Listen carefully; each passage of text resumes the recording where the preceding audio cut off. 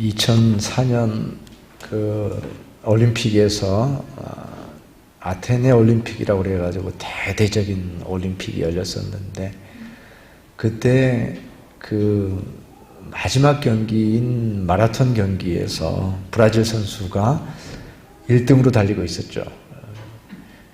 열심히 달려서 이제 37km쯤 됐으니까 거의 이제 조금만 가면 이제 우승하게 되는 그런 시점이었는데, 그때 어떤 관중이 난입을 해가지고 그 마라톤 선수를 밀어 넘어뜨렸죠. 그래가지고서는 한 10초 정도 바닥에 누워 있다가 이제 다시 일어나서 레이스를 시작했는데, 그만 흐름이 깨져가지고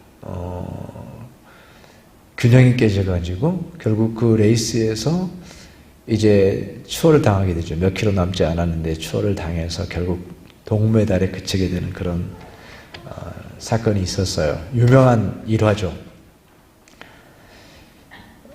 우리가 살아가면서 특별히 2022년은 새롭게 시작하고 또 이제 코로나가 극복이 된다라고 생각하는 그런 소망을 가지고 한 해를 시작했는데, 마치 마라톤이 이제 열심히 달리고 있는데 중간에 관중이 난입해가지고 그 질주를 막아서 균형을 깨트리고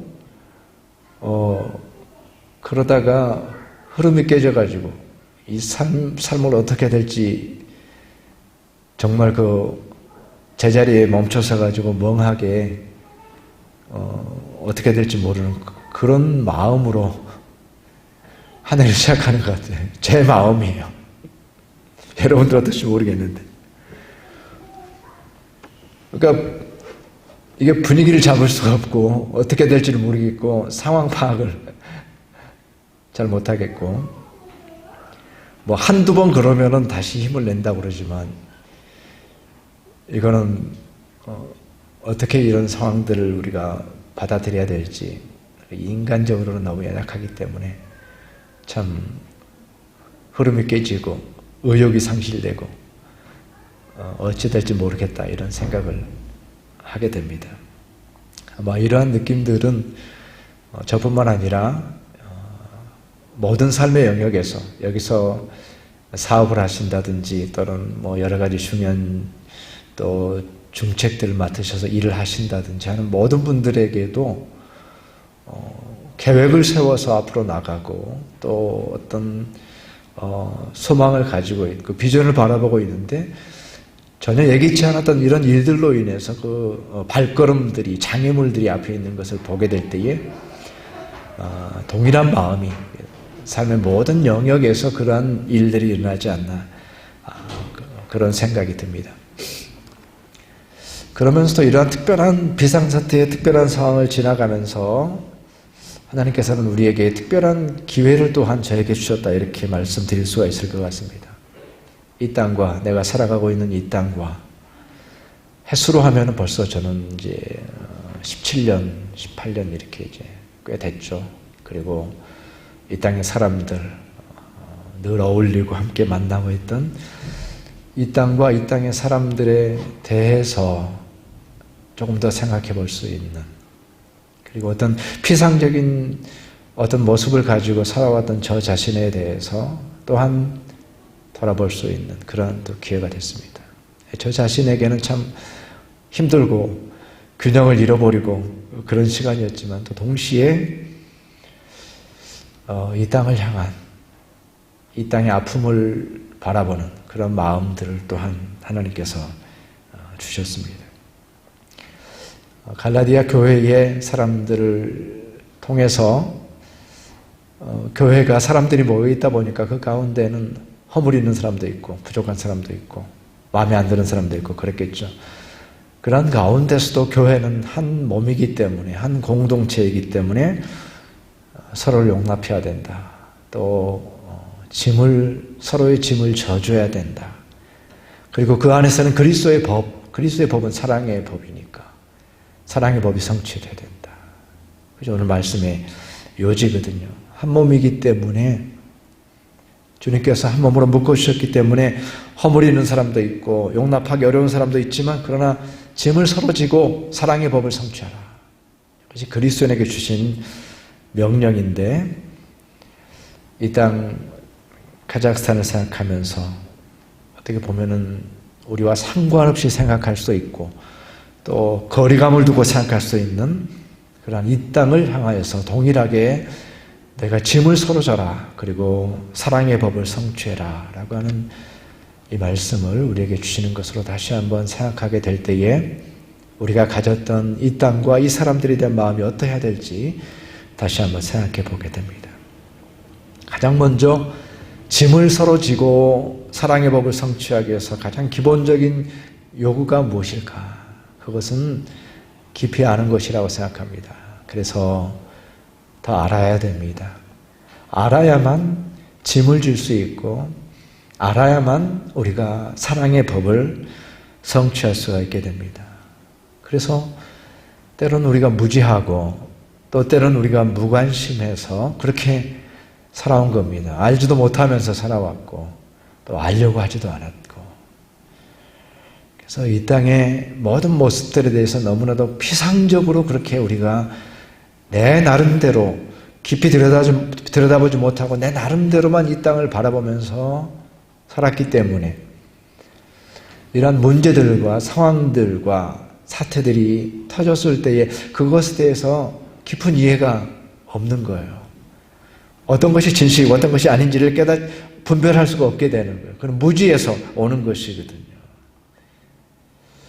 그래서 이 땅을 우리가 밟고 살아가면서 짐을 서로 지고 그리스도의 법을 성취하라라는 말씀 속에서 가장 먼저는 이 땅에 대한 깊은 이해가 피상적인 데서 머물지 않고 깊은 이해가 우리 가운데 있는 것을 하나님께서 요구하신다라는 생각을 해보게 됩니다.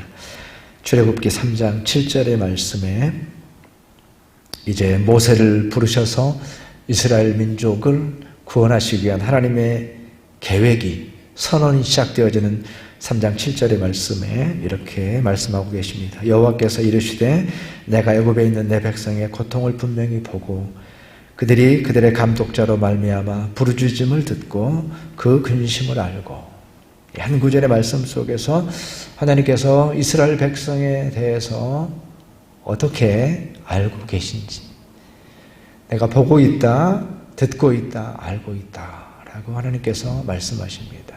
이스라엘 백성의 그러한 형편과 처지에 대해서 하나님께서 온전히 아시고 알고 있다, 듣고 있다, 보고 있다 라고 말씀하고 계십니다. 그래서 우리에게 필요한 것이 봐야 되는 것이고 들어야 되는 것이고 알아야 되는 것이다. 그래서 이 땅을 더욱 심층적으로 알 수 있는 내가 생활하는 데 있어서 불편하지 않으면 되지라는 차원이 아니라 어디 가면 음식이 맛있는 게 있더라. 요새 새로운 거는 뭐더라. 그런 것을 뛰어넘어서 하나님께서 보시고 하나님께서 탄식을 들으시고 하나님께서 아신다라고 말할 때에 그 보고 듣고 아신다는 게 무엇일까라는 그 마음을 가지고 이 땅의 사람들을 이해하려는 그 마음이 우리 가운데 필요하지 않을까. 우리가 무엇을 알고 있었던가. 그래서 이번에 인터넷도 안 되니까 텔레비도 안 나오고 텔레비전 안테나가 있는 분들은 안테나로 화면을 볼 수 있는데 저희는 그것도 없어가지고 다 버려서 그 전에 뭐 몇 개씩 있었는데 다 버려서 뭐 TV를 볼 수가 없고 근데 라디오를 통해서 이제 좀 소식을 듣게 되는데 노래 같은 게 나오다가 중간에 30분에 한 번씩 이제 물론 공영방송이어가지고 내용은 좀 편파적이지만 거기에 귀를 기울이면서 하루 종일 라디오를 들으면서 그런 소식들을 듣게 될 때에 그 언어에 귀를 기울이게 되고 어떤 일이 있는지 반복되는 얘기지만 누가 어떤 말을 했는지 대통령이 어떤 말을 했는지 귀 기울여 듣게 되고 또 듣게 되고 대통령 담화 같은 경우에는 수없이 반복해 주거든요. 듣고 또 듣고 하면서 또 그 뉴스를 통해서는 각 도시의 상황들을 다 보여주거든요. 그 패턴이 다 똑같아요. 어느 도시 가가지고 어떤 일이 있었고 누가 어떻고 리포터들이 그 큰 도시들을 다 돌면서 다 보여주거든요. 그런 상황들을 보면서 내가 그동안 바빠서가 아니라 관심이 없어서 보지 못했던 많은 것들을 보게 됐습니다. 그 지역들을 보게 되고 이 나라의 신문들을 보게 되고 라디오들을 듣게 되고 그저 편한 대로 피상적으로 내 편한 대로 바라보면서 살았던 그러한 모습들에서 이 땅의 사람들이 참으로 힘들구나라는 그런 생각들을 새롭게 깨닫게 됐습니다. 그래서 빵을 사는데도 우리는 빵 사는데 특별히 어려움을 못 느끼잖아요. 근데 빵을 사러 가는데 오늘 빵 120땡겨있는데 내일은 130땡겨가 하루아침에 되는데 그것에 대해서 부담감을 느끼는 거예요. 그것이 힘겹게 느껴지는 거예요. 빵이며 설탕이며 기름값도 우리도 산유국인데 왜 이렇게 기름값이 비싸? 우리 입장에서는 기름값이 싸지만 이곳의 서민들이 느낄 때는 또 그것이 아니었던 거죠. 그러한 그들이 가지고 있는 경제적 어려움 그리고 순식간에 무질서와 폭력 속으로 들어가는 그러한 또한 인간적인 연약함 이런 것들도 우리가 또 보게 됩니다. 지난주에는 아는 분이 그런 얘기를 하시는 거예요. 차를 도난을 당한 거예요. 그러니까는 그냥 밖에 세워둔 차를 그냥 가져가 버렸어요. 그러니까 며칠 동안 차가 없어져 버려서 어떻게 해야 되나 어디다 신고도 하지도 못하고 자포자기 상황이었는데 누구 아는 사람이 전화가 와가지고 저기 또래비 어디 가니까는 차 한 대가 서 있는데 한번 가봐라. 가서 보니까는 유리창이 다 깨져가지고 다행히 불은 타지 않고 불타진 않았고 시동이 걸려서 이제 가져왔다는 거예요. 그러면서 이게 자동차를 다시 찾고 불타지 않아서 얼마나 천만다행인가. 그러니까 세워둔 차를 그냥 가져가서 범죄에 이것저것 시내를 돌아다니면서 넘버 떼고서 막 돌아다니고 물건 훔치고 하는데 다 사용했다가 이제 그걸 다시 되돌려 놓은 거예요. 우리가 이런 상황 속에서 이런 시간 속에서 살았구나라고 하는 것을 생각을 했습니다. 사랑은 지식이라고 했는데 내가 짐을 서로 지고 그리스도의 법을 성취하기 위해서는 이 땅에 대한 우리의 지식이 어떠한가? 무지와 무관심 속에서 피상적으로 살아가는 것이 아니라 이 땅에 참으로 상황들과 사람들에 대해서 하나님께서 보시고 들으시고 아셨던 것처럼 우리가 더 잘 알고 더 잘 듣고 더 잘 볼 수 있는 그런 기회가 될 때에 이 땅에 살게 하신 참으로 하나님의 뜻을 따라서 우리가 함께 짐을 지는 자로 그리고 그리스도의 법을 성취하는 자로 살아갈 수가 있게 되는 것입니다. 그리스도의 참으로 법을 성취하는 삶, 짐을 지는 삶을 살아간다라고 하는 이 말씀을 통해서 우리가 이 단어 속에서 어휘 속에서 확인할 수 있는 것은 나누어 가진다라고 하는 그런 의미가 있다고 생각합니다. 그래서 알 뿐만 아니라 우리가 함께 나누어 가진다라고 하는 것은 그 아픔과 그 슬픔과 그 고통을 느끼는 것, 또한 함께 느껴주는 것, 다른 말로 하면 공감해 주는 것, 그것이 또한 우리에게 요구되는 것입니다. 그래야만 짐을 질 수가 있고 사랑할 수가 있습니다. 판단하기는 쉽습니다. 평가하기는 쉽습니다. 이러이러하다라고 하는 것은 쉽습니다.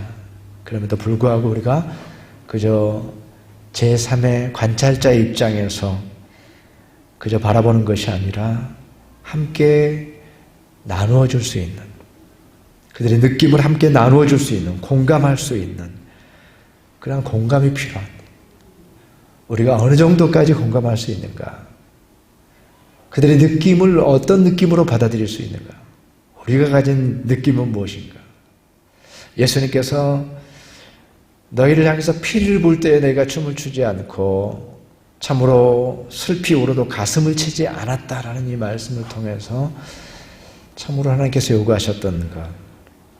그래서 이들이 슬피 울었을 때 우리도 함께 가슴을 쳐줄 수 있는 그러한 마음이 있어야 되는데 그저 우리가 쉽게 평가만 하고 판단하기만 했지, 그리고 관람하기만 했지, 어떤 느낌을 가지고 어떤 마음을 가지고 이 땅의 아픔을 함께 느꼈는지. 지난 주간에 우리 현진 목사님과 대화를 나누는 중에 제가 문득 그것을 깨닫게 됐어요. 뭐 이런저런 시국에 대해서 제가 알고 있는 얘기도 하고 이렇게 얘기하는데 그 목사님의 얘기는 뭐냐면 비극이라는 거예요. 민족 전체가 너무나도 큰 슬픈 일이라는 거예요. 저는 그때 제가 뭔가 놓치고 있는 게 있구나. 내가 마땅히 느껴야 될 것들을 그저 이방인이기 때문에 이 땅의 아픔을 느끼지 못하고 있구나. 그걸 깨달았습니다. 뭔가 놓치고 있다. 그 목사님이 지금 이 민족은 비극입니다. 비극입니다. 라고 말할 때에 그 민족의 아픔에 대해서 참으로 내가 제대로 못 느끼고 있구나. 이 민족을 사랑한다라고 말하면서 내 마음속에는 어떠한 슬픔도 고통도 없이 그저 제3자의 관점에서 평가만 하고 있었구나. 그리고 보니까는 이제 텔레비전 같은 데서 그런 것들 보여주더라고요. 지방에서 이제 알마티로 올라와가지고 출세해서 이런 KGB 같은 데 근무하던 그런 젊은이들이, 갓 20이 넘은 그런 젊은이들이 그 고향에서는 이제 정말로 촉망받은 일꾼으로 출세했다고 했던 그 젊은이들이 이제 주검으로 돌아오니까 그 비행기에서 카자흐스탄 국기가 덮인 관이 내려오는 거예요. 그래서 관을 붙들고 우는데 우리랑 똑같더라고요. 우리가 그렇게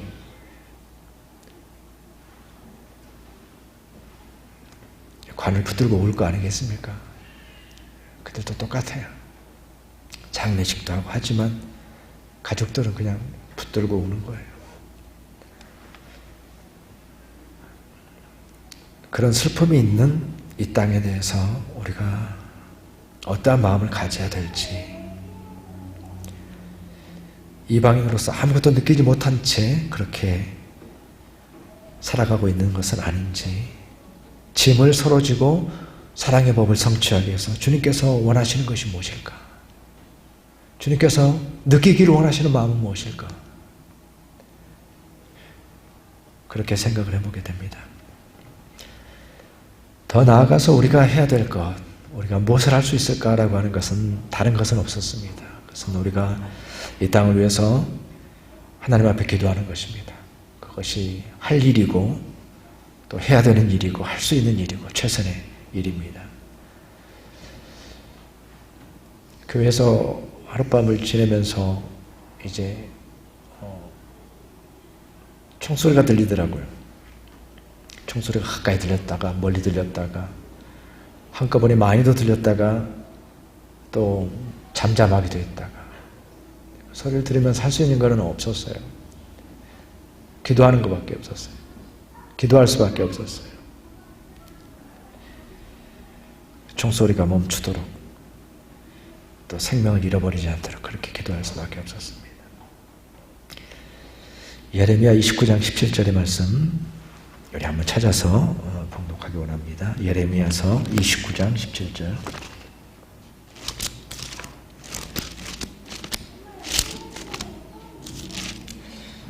예레미야서 29장 17절 말씀, 7절 말씀.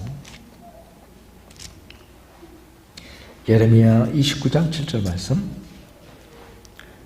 함께 봉독하겠습니다. 너희는 내가 사로잡혀 가게 한 그 성읍의 평안을 구하고 그를 위하여 여호와께 기도하라. 이는 그 성읍이 평안함으로 너희도 평안할 것임이라. 아멘. 이 예레미야의 기도의 요청은 재미있는 본문이에요. 바벨론을 위해서 원수된 성읍을 위해서 기도하도록 그렇게 요청하고 있기 때문에 그렇습니다. 원수를 위해서 기도하라는 거나 마찬가지예요. 그 성읍의 평안을 구하고 그 성읍이 평안함으로 너희도 평안할 것이다. 평안을 구하라. 샬롬을 위해서 기도하라. 그래서 이 내용도 그렇지만 이 한 구절 안에 샬롬이라는 말이 3번이 나옵니다. 우리 한국어 성경으로도 그렇지만 그 히브리 성경에도 샬롬이라는 단어가 3번이 나옵니다. 이게 꼬리만 바뀌어가지고 다르게 나오지만 한 구절에 샬롬이 3번씩 나온다? 쉽지 않거든요. 평안을 위해서 기도하도록 하나님께서 말씀하셨습니다. 그리고 평안을 위해서 기도하라라고 말할 때에 보통 우리가 성경에서 나오는 것은 시편에도 그렇고 나오는 것은 뭐냐면은 예루살렘을 위해서 구하는 기도가 평안을 위한 기도예요. 대표적인 기도가 그거예요. 샬롬이라고 하는 것은 예루살렘을 위한 샬롬이에요. 예루살렘의 평안을 위한 기도. 그죠? 이스라엘 백성에게는 예루살렘의 평안을 위한 기도예요. 그런데 오늘 이 구절에서는 하나님께서 원수의 도시를 위하여서 그 도시를 위하여서 평안을 구하라고 그렇게 말씀하고 계세요.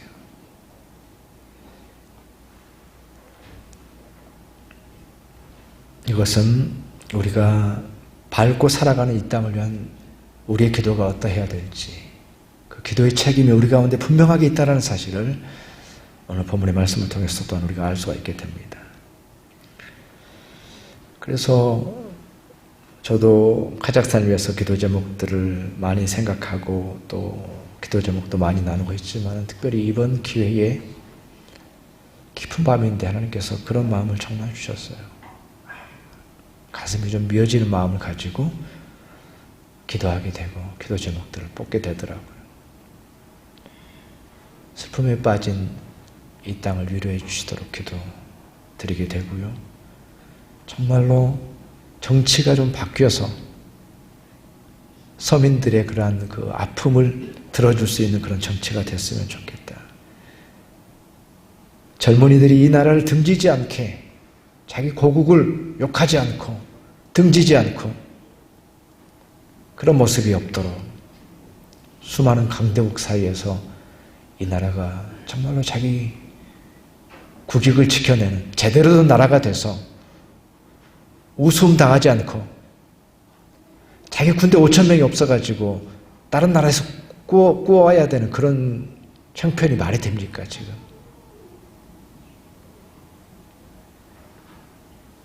강경 무슬림과 민족주의가 다시는 이 땅의 평화를 깨뜨리지 않도록 기독교 신앙이 흘러들고 또 대한민국의 좋은 제도들이 흘러들어서 이 땅이 새로워지도록 그 마음이 제 마음속에서 정말 생겨났고 기도 제목들을 쭉 적어서 교우들하고도 함께 나눴습니다.